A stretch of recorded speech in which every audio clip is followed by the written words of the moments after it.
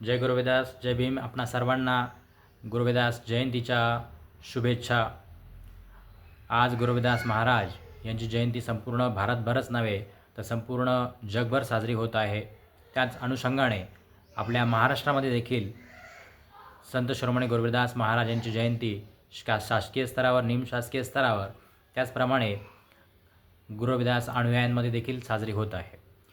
ही साजरी होत असतानाच गुरुदास महाराजांचा विचार जो आहे तो विचारांप्रती आपण जर जनजागर केलं तर गुरुदास महाराजांचा जो जन्म आहे तो 13व्या-14व्या शतकातला आहे.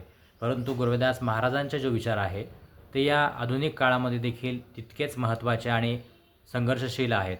आणि म्हणून गुरुदास महाराजांचा जो संघर्ष होता, जो आंदोलन होतं, ते आपण समजून घेतलं पाहिजे.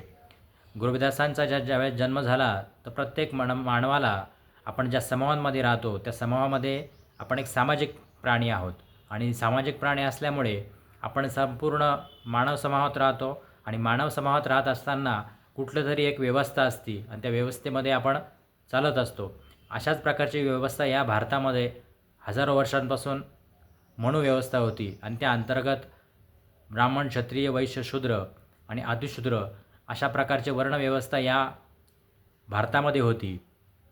आणि त्यावेळेला गुरुदासांचा जन्म झालेला आहे 13व्या-14व्या शतकामध्ये. त्यावेळेला देखील ही मनोव्यवस्था अतिशय मोठ्या प्रमाणात वाढलेली होती. आणि जो वर्ग अतिशूद्र आहे, दलित आहे आणि शूद्र आहेत, OBC आजचा, या सर्वांवरती अन्याय अत्याचार वाढलेले होते. आणि अशा वेळेला गुरुदासांचे जे विचार आहे ते सर्वसामान्य बहुजनांमध्ये खूप महत्त्वाचे ठरतात. आणि त्यावेळेला गुरुदासांनी जो संघर्ष या मनोव्यवस्थेविरुद्ध केलेला आहे तो खूप महत्त्वाचा आहे, सामाजिक संदेश देणारा आहे. त्याचबरोबर गुरुदासांनी आध्यात्मिक जी उन्नती आहे ती देखील सांगितलेली आहे. या दोन्ही मार्गाने गुरुदासांचा जो विचार आहे तो मानवाच्या कल्याणाचा आहे. मानवाचा विकास होण्यासाठी तो भौतिक विकास असेल आणि त्याचप्रमाणे तो आध्यात्मिक विकास असेल, अशा दोन्ही माध्यमातून गुरुदासांचे जे विचार आहे ते आपल्याला सर्वांना महत्त्वाचे ठरतात.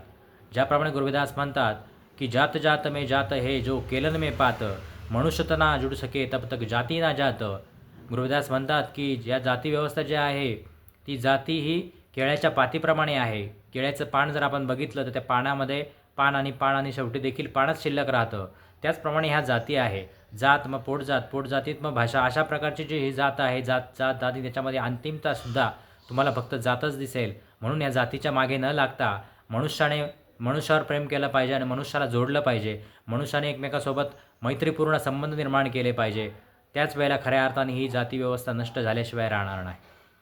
आणि आपल्याला भारतीय संविधान, परमपूज्य डॉक्टर बाबासाहेब आंबेडकरांनी या भारताला जे संविधान दिलं त्याच्यामध्ये देखील हीच समीकरणं ठेवण्यात आलेले आहे. आपण आर्टिकल जर 14 बघितलं तर ते इक्वेलिटी बिफोर लॉ, समान कायद्यापुढे सर्व समान. आणि गुरुदास देखील हीच संकल्पना 13व्या-14व्या शतकामध्ये सांगत आहेत की ऐसा चाहू राज में जहाँ मिले सबन काढणं, छोटो बडो सब समवैसे गुरुदास रहे प्रसन्न. गुरुदास म्हणतात की मी असं राज्य मला पाहिजे आहे का त्या राज्यामध्ये सर्वांना अन्न मिळेल, सर्व समान बसतील, सर्वांना समान वागणूक मिळेल. म्हणजे गुरुदास ही समतेची वागणूक सांगतात. आणि आपल्या भारतीय संविधानामध्ये देखील स्वातंत्र्य, समता, बंधुता, न्यायाची हे जे मूलभूत संकल्पना आहेत, मूलभूत तत्त्व आहेत, हेच गुरुदासांनी त्यांच्या वाणीमध्ये आणि समाजामध्ये प्रचार प्रसार करताना सांगितलेले आहे.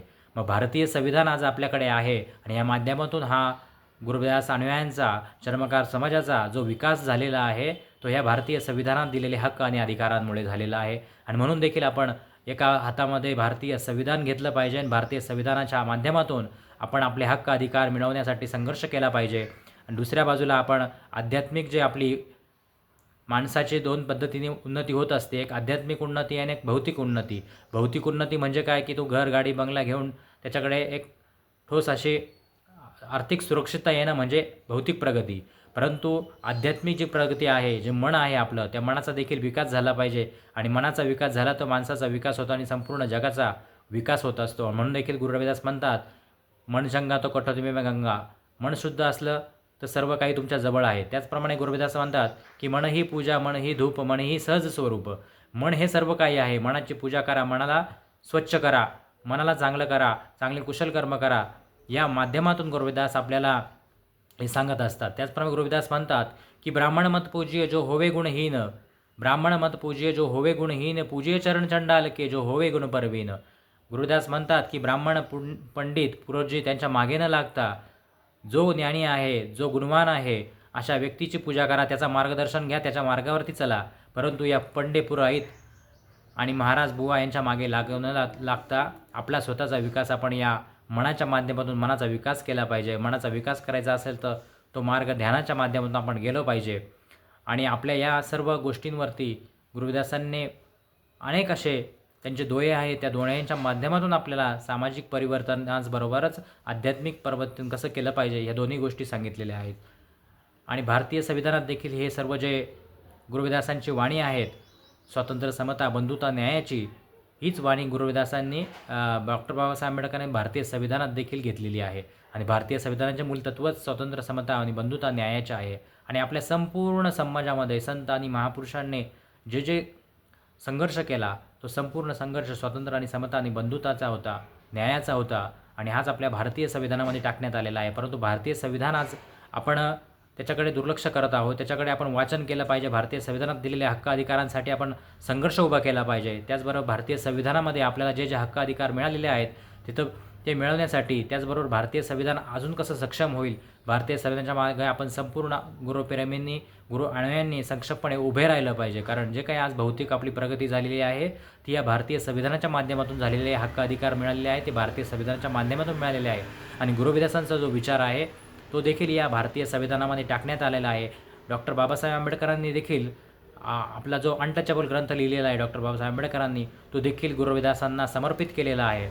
कारण समर्पित करण्याचं कारण काय की गुरुविदासांनी जो अस्पृश्यांच्या विरुद्ध त्यावेळेला जो संघर्ष उभा केला होता मनोवादी व्यवस्थेच्या विरुद्ध, तो डॉक्टर बाबासाहेब आंबेडकरांना माहीत होता. त्यांनी त्याचा अभ्यास केला. म्हणून गुरुविदासांना त्यांनी गुरु मानून जो अनटचेबल हा ग्रंथ डॉक्टर बाबासाहेब आंबेडकरांनी लिहिला तो त्यांनी गुरुविदासांना समर्पित केलेला आहे, अर्पित केलेला आहे.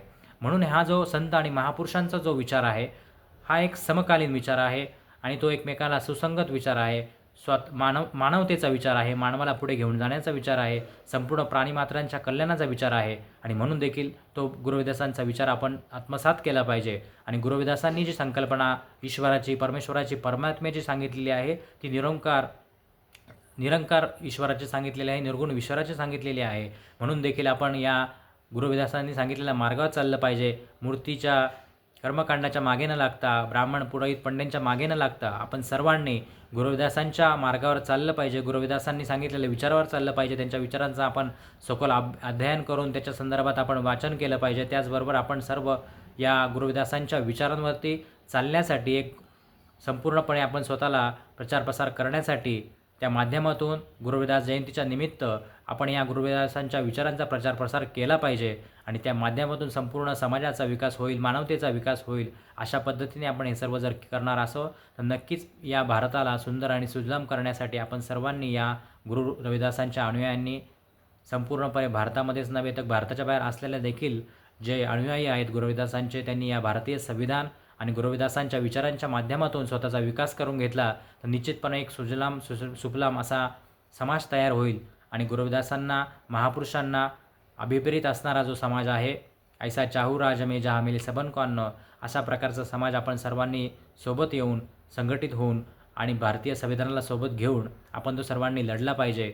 अशा प्रकारच्या या गुरुविदास जयंतीच्या निमित्ताने आपल्या सर्वांना संदेश देऊ वाटला. म्हणून मी या ठिकाणी आपणासमोर आज जयंतीच्या निमित्ताने या व्हिडिओच्या माध्यमातून आपणासमोर हा संदेश देत आहे. आपण हा गुरुविदासांचा विचार संपूर्ण समाजापर्यंत घेऊन जाल आणि त्याप्रमाणे आपण आपलं आध्यात्मिक जीवन आणि त्याचप्रमाणे आपलं भौतिक जीवन या दोन्ही जीवनांचा समतोल साधून आपण मानव कल्याणासाठी, मानवाच्या हितासाठी, संपूर्ण समाजासाठी परिवर्तन करण्यासाठी या विचारांनी चालाल अशा अपेक्षा करतो. धन्यवाद. जय रविदास, जय भीम.